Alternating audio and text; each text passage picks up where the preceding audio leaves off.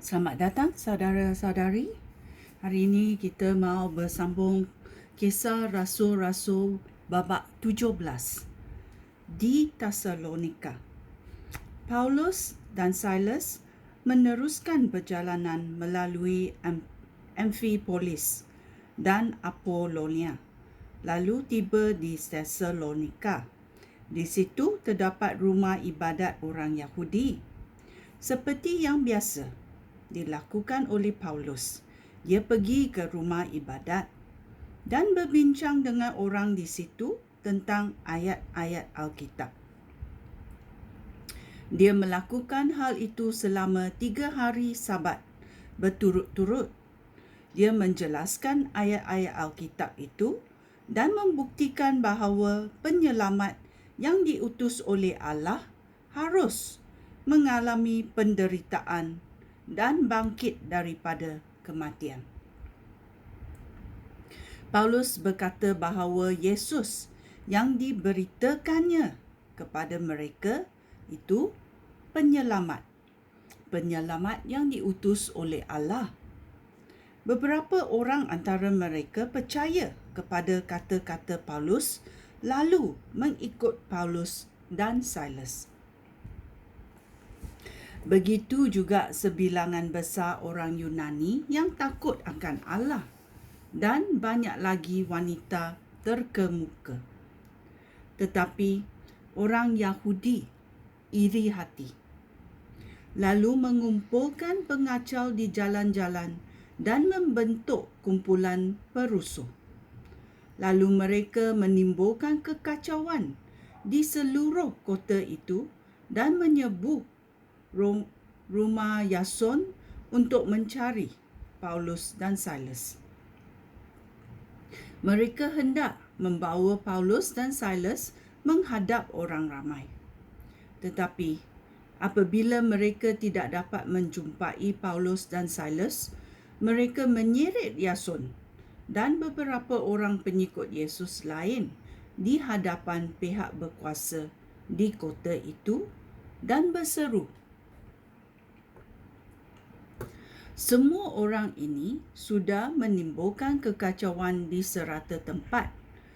Sekarang mereka datang ke kota kita dan Yason menyambut mereka di rumahnya.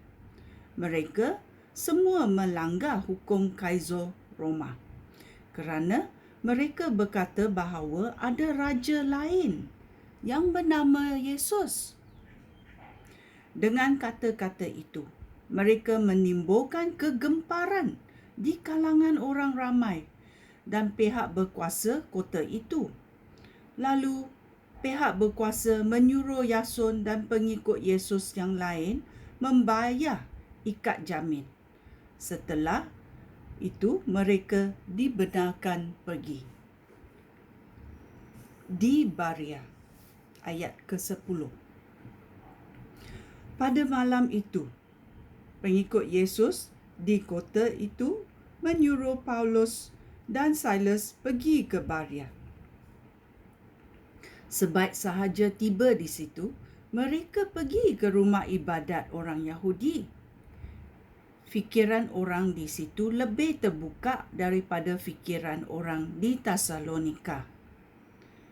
Mereka suka sekali mendengar perkabaran tentang Yesus. Dan tiap-tiap hari mereka mengkaji Alkitab untuk mengetahui sama ada ajaran Paulus itu benar. Banyak antara mereka percaya kepada Yesus. Banyak wanita Yunani yang terkemuka dan orang lelaki Yunani yang percaya kepada Yesus. Apabila orang Yahudi di Tesalonika mendengar bahawa Paulus mengabarkan firman Allah di Baria juga, mereka pun datang dan mula menghasut orang ramai supaya merusuh. Dengan segera, pengikut Yesus di situ menghantar Paulus ke pantai, tetapi Silas dan Timotius tetap tinggal di Baria. Setelah menghantar Paulus sampai ke Athena, pengikut Yesus dari Baria kembali dengan membawa arahan daripada Paulus supaya Silas dan Timothy menyusul dia secepat mungkin di Athena. Ayat 16. Sementara Paulus menanti Silas dan Timothy di Athena, hatinya sedih melihat kota itu penuh dengan berhala. Oleh itu, dia berbincang dengan orang Yahudi di rumah ibadat dan dengan orang bukan Yahudi yang menyembah Allah. Setiap hari, Paulus berbincang dengan sesiapa sahaja yang lalu di padang kota dan mahu mendengarkan dia. Beberapa orang guru yang mengikut faham Epicurus dan faham Stoa berdebat dengan Paulus.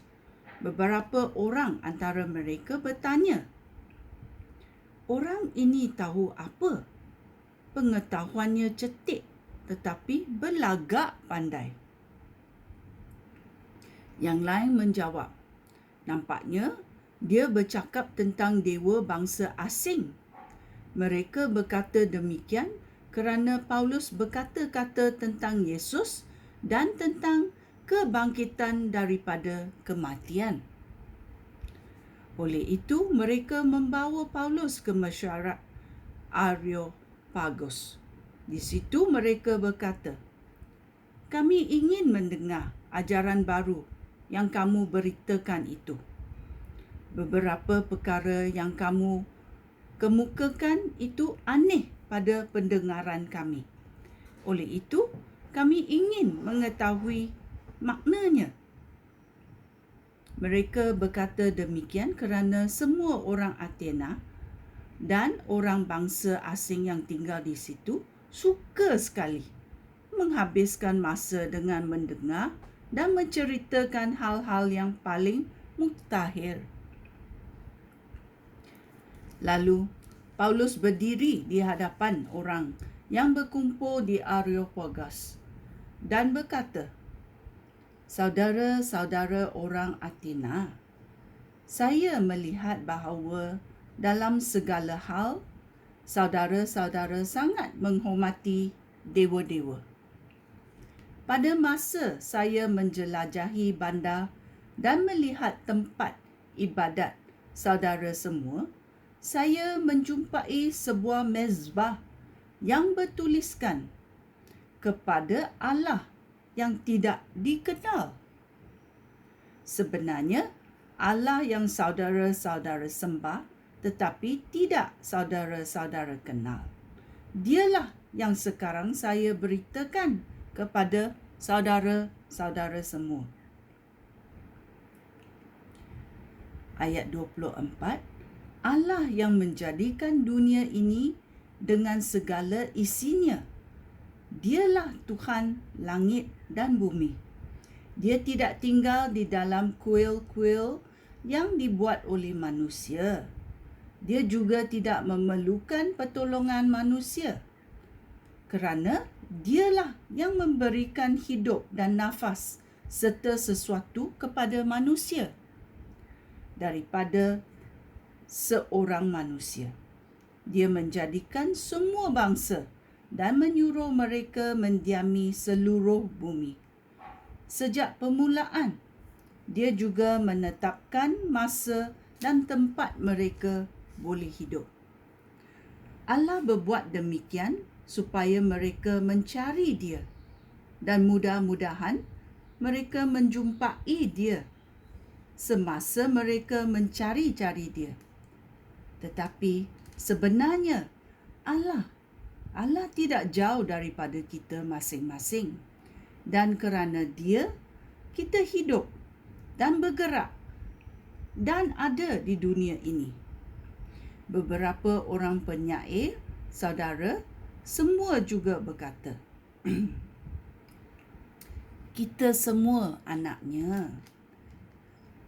Kerana kita anak Allah, kita tidak boleh menganggap Allah seperti patung yang dibuat daripada emas dan perak, atau batu yang direka bentuk menurut kemahiran manusia.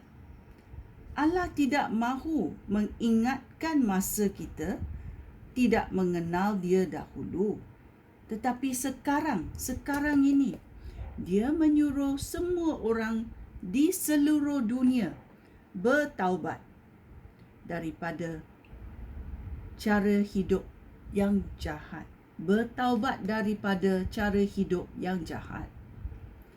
Hal itu demikian kerana Dia sudah menetapkan suatu hari untuk mengadili seluruh dunia ini dengan adil.